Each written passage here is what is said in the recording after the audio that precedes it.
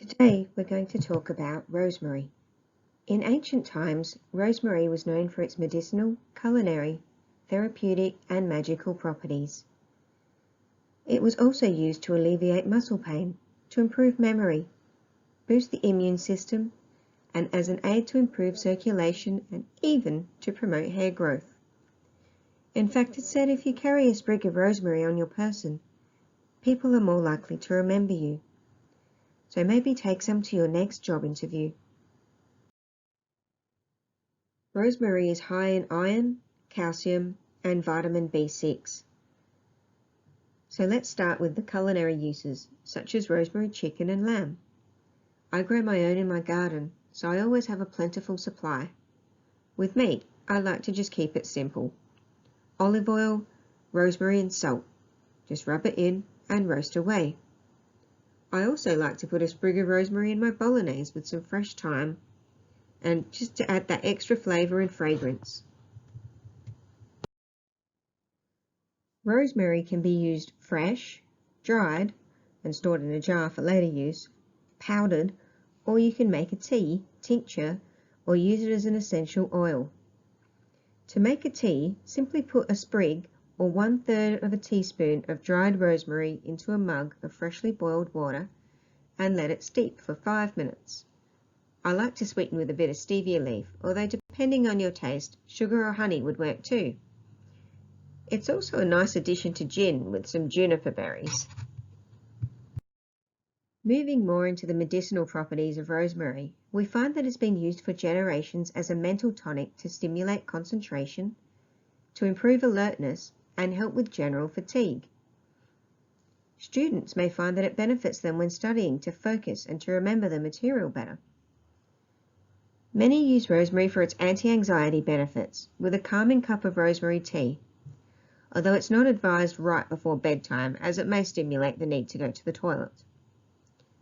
Many naturopaths and herbalists prescribe rosemary as a herb that helps with digestion, stomach cramps, bloating and constipation. This is because it has an antispasmodic effect, making it a great herb for those who suffer from irritable bowel syndrome or IBS.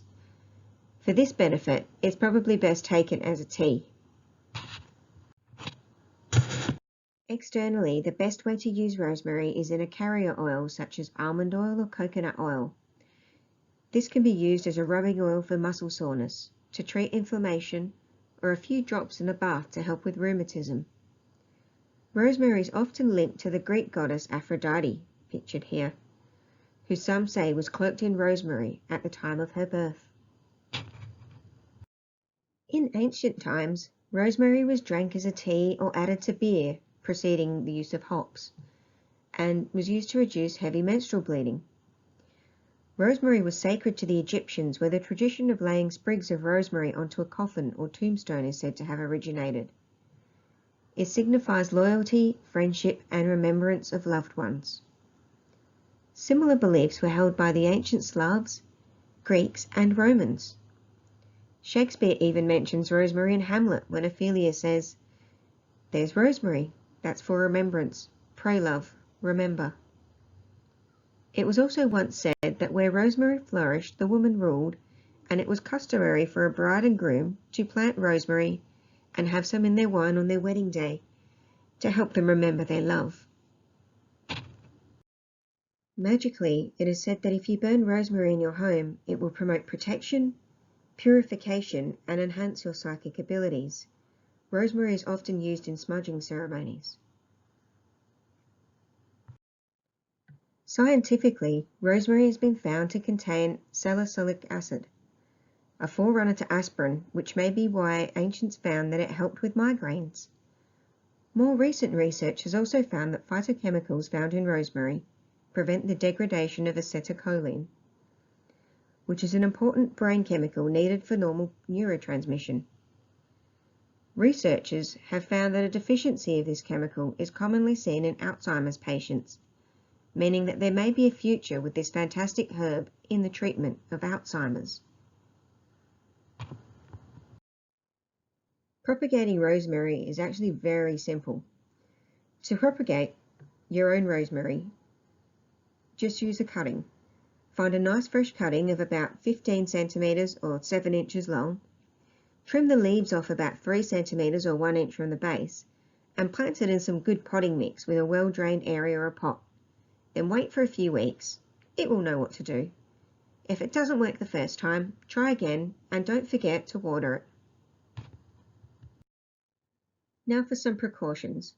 As with most herbal remedies, if you find that your symptoms are not improving, it's important to consult your doctor. Also consult your doctor before using any herbal remedy if you have a pre-existing condition or are taking any medication. The essential oil should not be used on your bare skin undiluted without a carrier oil. Don't apply oil to a sensitive area or damaged skin or on children under the age of 12. Rosemary oil or tea should not be used during pregnancy or breastfeeding as it can cause uterine contractions, leading to termination and premature pregnancy. Also, shouldn't be used by people who suffer from diabetes, epilepsy, or who are on blood thinning medication. If in doubt, consult your general practitioner before taking any herbal remedy. So I hope you've all learned about rosemary today and realised that it is so much more than that bush with the purple or pink flowers that grows on the side of the road. And I hope you hit the like and subscribe button so you won't miss my next video.